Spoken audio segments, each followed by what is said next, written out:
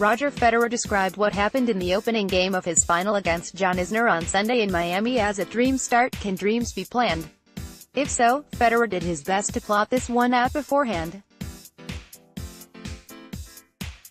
He began by winning the toss and electing to receive serve, with the understanding that first game, final Sunday jitters might give him his best chance to break Isner's serve all day.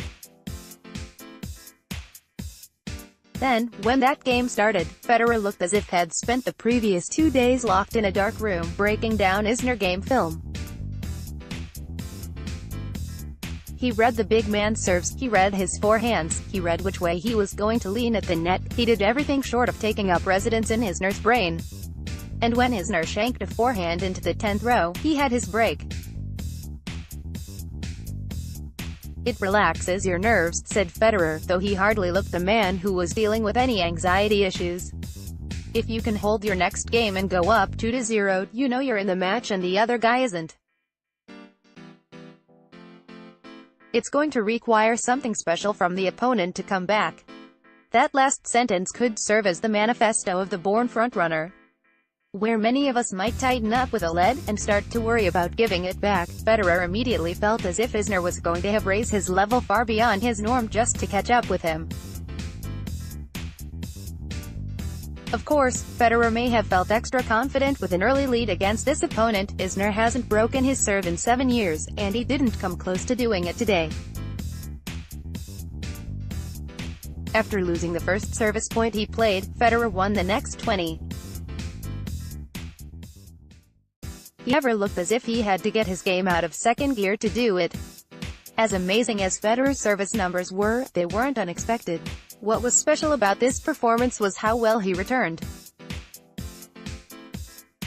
When we talk about all-time great returners, we usually talk about guys who can counterpunch with their two-handed backhands: Jimmy Connors, Andre Agassi, Novak Djokovic.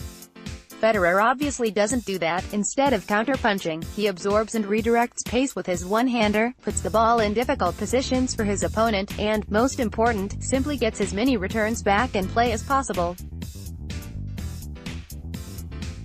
It might not be highlight reel stuff a lot of the time, but you can't argue with Federer's record against the ATP monster servers. With his 6-1, 6-4 win today, he's now 30-6 combined versus Ivo Karlovic, Milos Raonic, and Isner.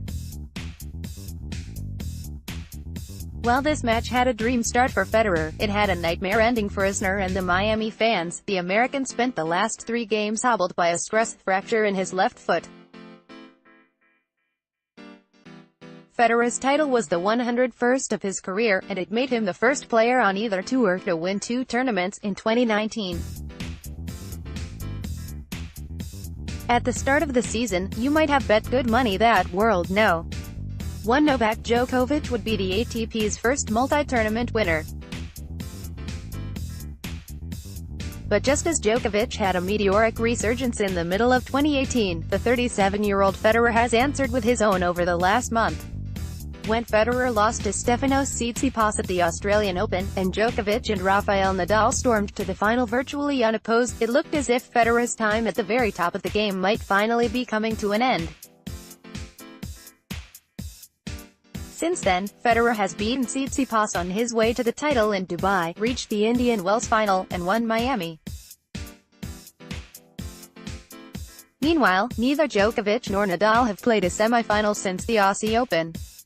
Miami gave us glimpses of the future, including deep runs by teen Canadians Denis Shapovalov and Felix Auger-Aliassime, but it ended, as so many weeks have ended over the last 2 decades, with Federer.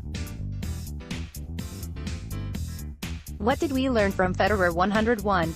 Exactly what we've always learned from him. You come prepared, you use all the variety at your disposal, you jump out to a lead and make your opponent do something special to come back, if you can.